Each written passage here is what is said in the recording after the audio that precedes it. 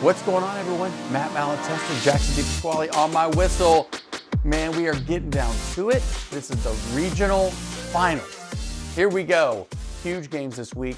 We saw some great games last week. Ton at NRG we can talk about, but just games this week. It's really a situation where experience comes into play, the bright lights come into play, your star players come into play. Coaching is a massive factor. How you get prepared for this week also is a big deal.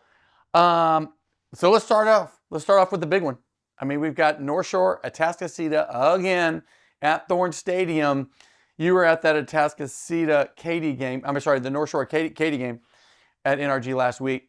Can Atascocita get it done? This is one question mark. Yeah, I don't know. They had them earlier this year at Turner. It was a home game, packed crowd. They were up by 4. I can't remember the exact score. I think they were up 24-20, I think, something like that, 21. And then North Shore comes back and they win the game. And it's like every year it seems like North Shore just makes one more play or one more big play than Atascocita does to get the win. And, watching North Shore this past week play Katy, that's another team that's one of the top teams in the city. They came out swinging early, and I think they were up 21-7 at halftime. So you look at this, or 21-14 even. But I think for Atascocita, Carter Mack's going to need to have a big game throwing the ball like he did last week. Tori Blaylock's going to need to have a big game. But Tori Blaylock also didn't play in that last game. That's a huge deal. So if Tori's able to go and you have those two, I would say they could get it done. But I think North Shore, they have a mentality right now in the playoffs. And even though they won the last time, they have a bad taste in their mouth for how that game kind of ended with there was no post-game handshake or anything like that. So it's going to be a battle on Saturday. I think North Shore is going to win, but it's going to be a battle. It is going to be a battle. It's at Thorne Stadium, the new Thorne Stadium. Dre Thompson, the house that Dre Thompson built, athletic director at Aldine ISD. Good for him, y'all. Huge payday because there's going to be a ton of people there. It's right in between those two schools. Could weather play a factor? What if it rains? What if it's freezing? There's just so many factors that can happen. And why not play indoors? But anyways, so huge game. I think the fact that Tori Blaylock did not play in the last time they played is a big deal. I think he played at the very end of the game, like a couple of weird plays. Mm-hmm. Did he have 6 touchdowns last week? He had some crazy number of touchdowns. He went off last week, and Carter Mack had a big game. This is one of those things, can you get him going, though? Because North Shore was able to stop Katy's run game, and Katy's run game is what they do. That's their bread and butter. And on the Atascocita side, they struggled with Fulcher running the ball last week, and DeAndre Hardman coming back for North Shore, fully healthy, has been a little bit more explosive. Caleb Bailey's running ability. Atascocita's defense has given up the big play this year. Can they stop the big play from happening in this game against an explosive offense? And then can you run the ball against this North Shore defense that has looked good against the run this year? Yeah, it's going to be it's going to be another instant classic. Instant classic. Fulcher hung in there. They did. Fulcher did a great job moving from 5 to 6, going undefeated. Their style is a little throwback with just the running. But, man, they put a bunch of points on Atascocita last week. So great job by Fulcher, which is kind of crazy. Here's the crazy thing. That district has 4 of the teams still playing. Down at 6A D2, you've got Summer Creek playing Kingwood. They're in the same district. It's crazy. That district dominates the city of Houston. It's kind of like the SEC. That's the SEC of Houston. Does Kingwood have a chance in this game? They beat Straight Jesuit. They got a really nice running back. They got hammered by Summer Creek earlier this year, 42-14. Yeah. Kingwood is kind of they're on a nice little run here. I'm interested to see how they play after, you get these wins under your belt. The confidence goes up. You feel like you can beat anybody. It's kind of like how Summer Creek was last year, but this year, this Summer Creek team this year is coming out, and they are on a mission to get back to state and avenge their game, hopefully against DeSoto again this year. Blake Thomas, the quarterback for Summer Creek, was awesome in the first half there for Summer Creek against Jordan last week. He had they put up 28 points and were up 28-7.5 and ended up winning big in the rest of that game. And then you look at the defensive line for Summer Creek, having Tank on the inside, Isaiah Pruitt, and then you have Chad Woodfork on the other side. It's very tough to play against this Summer Creek defense. I think Summer Creek, it's closer, but Summer Creek pulls out the win again this week. You know, and Kingwood is so predicated on the run. They've got some big offensive linemen over there, too, that are young. Kennedy Brown, 2027 four-star recruit. He's going to be a guy to watch out. Another offensive lineman in this district that is probably going to be a high-profile guy. You've seen a majority from that Atascocita area. Now you're seeing it spread throughout the district with talent. But they're going to have a tall task with that defensive line this week. Let's think about that. You just brought that offensive lineman situation up. You've got Jaden Roberts, who is the starting offensive lineman for Alabama, played at North Shore. You got Damian George, starting offensive lineman at Florida. You've got Cam Dewberry, who's been playing a lot for A&M. Ton for A&M. Then you've got over in at Texas, at Summer Creek, Kelvin Banks is a top 5 pick. Yeah. From Summer Creek, and now you got these kids at Kingwood. Man, you talk about a bevy of talent over there for the offensive line classes. That's pretty interesting to think about. Okay, so we're both going Summer Creek. Yes. Yes. So we're going Atascocita, North Shore wins, Summer Creek wins. Okay, weird game. How about the Fighting Lonnie Madison's the Brisbane Bears are back? They're not. Have they ever really been this far? I don't think they have. I think with Connor Wegman, I think they made it 3 rounds deep or Maybe something like so. that. Maybe a regional final appearance, but this is a pretty deep playoff run for this team this year. Duncanville is looming. You saw Duncanville last week. You were not all that fired up about him. Bridgeland, I'm not sure that they don't have the athletes to match up, I don't think, on the defensive side of the ball to stop those guys. I mean, they got a 5-star quarterback in Keelan going to Bama. You got a #1 receiver in the country going to Oregon. Can they run with those guys? I think they can. I'm the opposite of you. I don't think that matters this week. I watched the Woodlands, and I did not think the Woodlands would win that game. It was a lot close. It was 28-20 going into the fourth quarter, and the Woodlands had the ball to go tie it, and they Duncanville, you could tell there was a little bit of worry on that side. They moved to Corian more, the Oregon commit. They moved him on defense to kind of help out the secondary a little bit. They ended up pulling out a 3-score lead, but I mean, this game was closer than it should have been. And that also shows me that this Duncanville defense is not the same defense that they were last year, and they don't have the run game that they had with Caden Durham. You know, the Woodlands was able to stop this offense. Now, Duncanville did shoot themselves in the foot with a couple false starts or illegal man downfield, some penalties that you need to clean up offensively. But overall, I mean, DeCorian Moore had 4 touchdown receptions. That's 4 touchdowns out of the 6 they scored.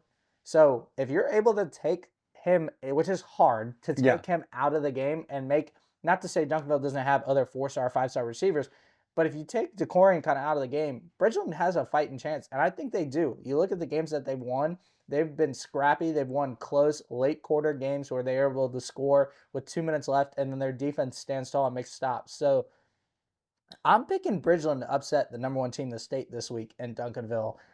I think they can do it. You can disagree with me all you want. I think it's happening this week. Whoa! I do not think Duncanville is making it back to state, even if they do win this game this week. Yeah, you think North Crowley's going to beat them also. But, man, that's bold. Very bold. I am not there yet on the Bridgeland Bears. I'm not there yet. But Lonnie Matson's is a defensive wizard. He's a very good defensive coach. But I still think Duncanville comes out and wins that game, which is played in Waco. Yeah, yes, Waco. It'll be at Waco Midway. And we can agree to disagree here. Y'all can also vote on the poll that's dropped down on this post. You'll see it on Instagram. But I think I'm picking Bridgeland. You're picking Duncanville. I think the Bridgeland Bears get it done, and they punch their ticket to the state semis. Love it. 5A, Iowa Colony plays Randall. These two teams played in our Thursday night game of the week, and Randall smoked them. the Iowa Colony quarterback had a bad game. Maybe he gets it kind of together this time. But that Randall team is balanced, comprehensively, really good special teams, complementary. I mean, special teams, their defense is way underrated.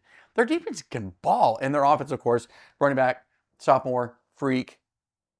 I think Randall wins this game again. I just don't think Iowa Colony can match them, but it's cool to see these teams. Iowa Colony was a 4A team last year, and now they're a 5A team, and they're one step away from the state Final Four. Do you think Iowa Colony can possibly win? You saw them against Marshall, and they took care of business easy. I think they can win. It's all going to be on the shoulders of Carson White, and then that defense. Can you stop Landon Williams-Callis? But not only Landon Williams-Callis, can you stop Keelan Sweeney? Can you stop the backup running back they got there at Randall that they kind of 1-2 punch with? They've got some elite wide receivers. It's a tall task because it's not Randall does. Yes, we talk about Landon Williams-Callis a lot, but they don't just run the ball. They can get the ball to playmakers in different ways. Stephen Hill, the offensive coordinator there, who was at Westfield and St. Pius in years past. Brooks Hack. He does an awesome job at just getting guys in space and getting his playmakers in space. I think that it might be too much for this Iowa Colony defense like we saw the last time these two teams played. But Carson White is playing better football right now. He's looked electric the past 2 weeks. I've seen him in the playoffs. You also look at Jaden Warren, the wide receiver for Iowa Colony. He's had some huge games the past 2 weeks. He had 2 touchdowns against Pflugerville the week before. This past week, he had a touchdown reception in the first quarter, and then he had a kick return touchdown later in the first half. So he's an electric playmaker to watch out for. Closer game than our Thursday night game, but Randall gets a win. Yeah, back to Carson White of Iowa Colony, the quarterback, the 2027 sophomore, coach's son too. Here's my thought, is that when he makes mistakes, he can't stop making mistakes because he gets down on himself like quickly.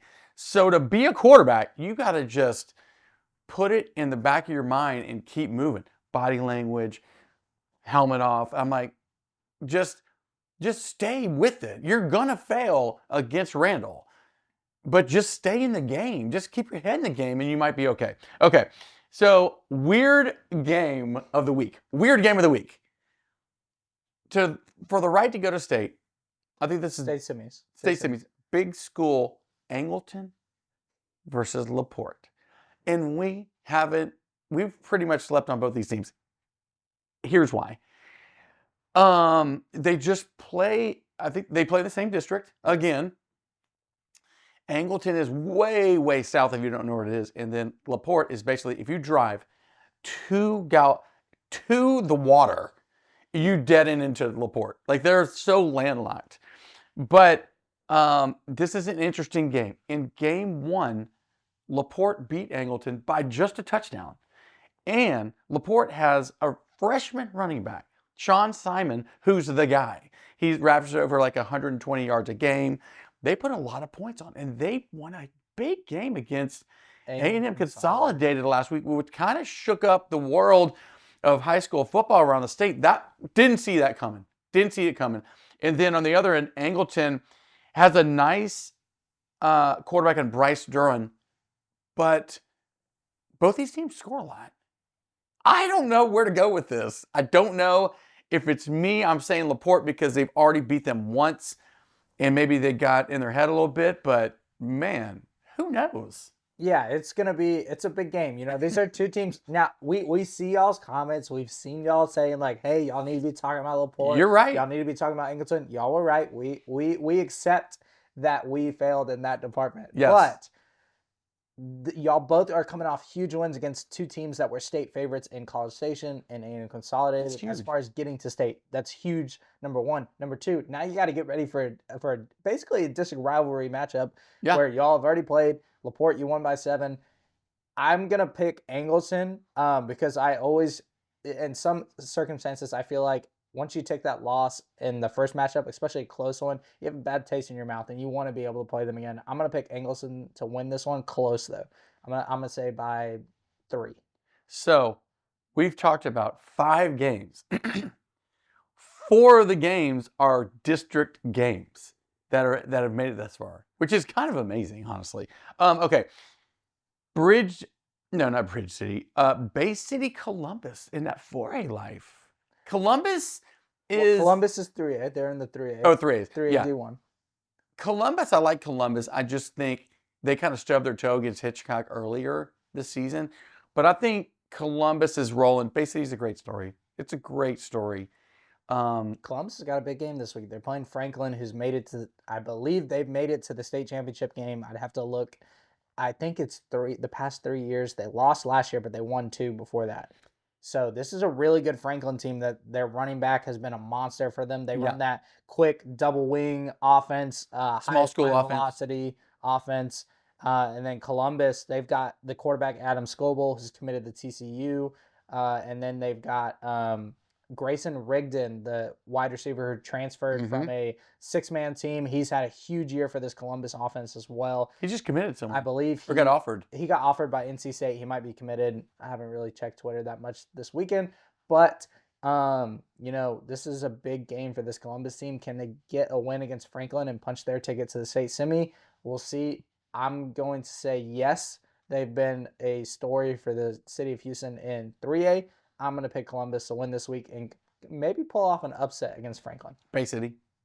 Bay City, I really like what Bay City's doing. I've been on the Bay City hype train. You're on the Bay City hype train because Mexican OT's from down there. That's what you like. You like it like that. I do like his music, but I'm on the Bay City hype train. I really like what they do offensively. The quarterback Strada has had a big year. Wide receiver Zylan Williams has had a big year. I think they keep things rolling. Get back to state for the first time, or state semis for the first time since 2000. That's a throwback team. It's a very cool throwback team. Okay, so we talked about that. Here's really quick. We're gonna pivot to college football. What are we doing? What are we doing? Ohio State, Michigan, brawl. Alabama, Auburn, brawl. A&M, Texas, little chippy. What the heck's going on with all these college football fights, dude? I know it's rivalry week, whatever. But, I mean, these people are freaking losing control of these teams in postgame. Well, yes and no. I think most of it is, a lot of these kids grow up in the same areas and they grew up playing against each other, even from kids, rival high schools, whatever it may be. And then you go put on those opposite uniforms and it means a lot more once you get to college. That Ohio State, the game, Ohio State and Michigan, a lot of people, Michigan had no shot of winning that game. None. That no one predicted Michigan to win. They pull off the upset, kind of hurt Ohio State's chances, or they're not in the Big Ten championship game anymore. And you take a loss to a 5-5 team, even though people will say, "Oh, it's a rivalry game, so anybody can win." Take a loss to a 5-5 team right when the playoff committee is getting ready to decide who gets in, who gets out. It's a little rough, and it gets a little chippy at the end of the game, especially when Michigan's celebrating on your Buckeye. That was awesome. There's a lot. It's just chippy, and you see it all the time. Even A&M Texas, it got chippy, especially between corners and DBs, hand fighting, pushing each other out of bounds, planting guys on the ground. It was a chippy game. And that's just that's what you love, and maybe you don't like to see it on social media, but that's what you love about college football is you get these rivalries, you get the chippiness of a game. You don't really get to see that in the pro game that much. So that's kind of what you get to see with college games. I mean, dude, it is rampant. It's like, imagine, would this have happened if Nick Saban was coaching Bama and it goes crazy melee at that Bama-Auburn game on a play of guys just kind of pushing, going out of bounds and then getting all twisted up. Oh my gosh, man. The college game is like a damn soap opera, bro. From people leaving to getting paid to fights to goalposts coming down to playoff. It's like a reality TV show that is at an all-time high. And I'm not sure it's for the right reasons, but people are watching. Okay, we're going to have some breaking news. Eli Morcos, the quarterback at Lake Creek, who we were very high on. We like him a lot. He was committed to Tulsa for a long time. Tulsa's coach gets fired, and then he starts getting more Interest from other schools. interest for sure. He goes to the A&M Texas game. Texas State offers. A&M comes through with a big offer, and he commits to the Aggies. You are Mr. Aggie. What are your thoughts? I like this for A&M because I think this means that they know Connor Wegman is probably going to hit the portal, and that was expected after this year. Good luck to Connor and wherever he goes. He's going to do great things. Being a former VYPE cover boy, we're always cheering on those guys. And then also the backup, Javen Henderson, will also be hitting the portal. But so it's a quarterback room that needs more guys in it. I like Eli Morka's upside. Yeah. He's got the ability to run the ball with his legs. He's got a big arm. The biggest thing for him when getting to college is consistency. Can you stay consistent? And then also just being in a college program, like learning the ins and outs of it. You never know when your number's going to be called with injuries and how things happen nowadays. So I think this is a good get for the Aggies as far as getting a need of filling a quarterback room, and also getting a guy that could definitely develop and has a very high upside once he gets to college. Full first class dude, very first class guy. Okay, Georgia cornerback. He started 10 games. Julian Humphrey. What the hell? He gets in the portal. They could play in the national championship game, and he's like, "I'm getting in the portal." Clear Lake product. I think he was at Florida, and then he went to Georgia. He was always at Georgia. At Georgia. Okay, Humphrey. Whatever, dude. I mean, but he's a guy that a lot of Texas teams, and I will say Texas and Texas A&M in particular, will be looking at to try to get in the portal to bring him home. It's one of those situations where you get a guy from Texas. You see a lot of guys that from Texas go out of state. They hit the portal. There's another guy that we'll talk about here in a little bit that I'm interested in as well. But I think Humphrey comes home somewhere in the state. But he's a guy who could be a top 25 draft pick next year when you put together his freshman tape at Georgia, his sophomore tape at Georgia, and now he'll be going to his junior year. You get a good junior season tape. He's a big dude. You could be a top pick. He's and a big fast guy, very fast. So that was interesting news. And then also, as you said earlier, Harold Perkins from LSU hits the portal. That's very interesting to me because he has a lot of family in Baton Rouge. He's from Houston, went to Cy Park.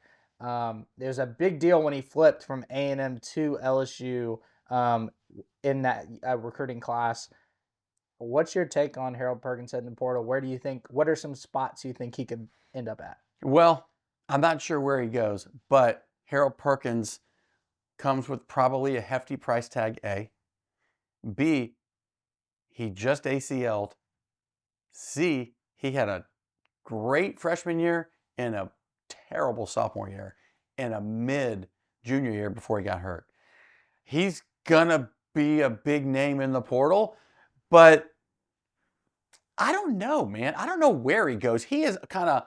He is a tweener. He is a tweener for the NFL. He don't think he's a tweener.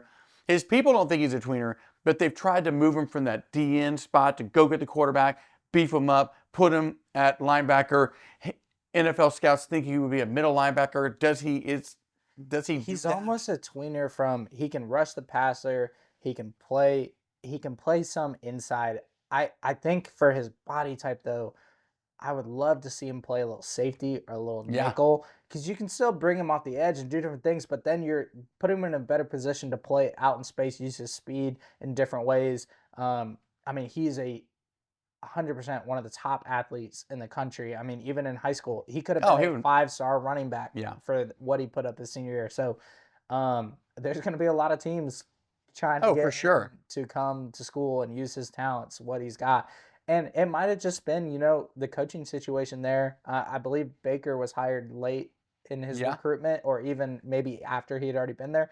Could have just been a scheme fit. They didn't know what to do with him. So I think you're going to see a lot of teams. You'll see some in-state teams, see some out-of-state teams really try to go after him and fit them in a scheme and he'll probably pick a scheme that fits best for him. Watch out for Ole Miss. Just saying. Yeah. Okay, so everybody get out to these games. It's going to be wild. Awesome games this week. And we'll get back to y'all next week because we're getting into the state Final Four. It's going to be a big next couple of weeks. It's fun. The weather has changed. We started this whole journey when it was 120 degrees outside. Now it feels more like football. All right, Matt Jackson on my whistle. In the back, we got our boy Alex Vincent and Bradley Collier putting it down. Thanks to the dudes. All right, this is Matt. We'll see y'all.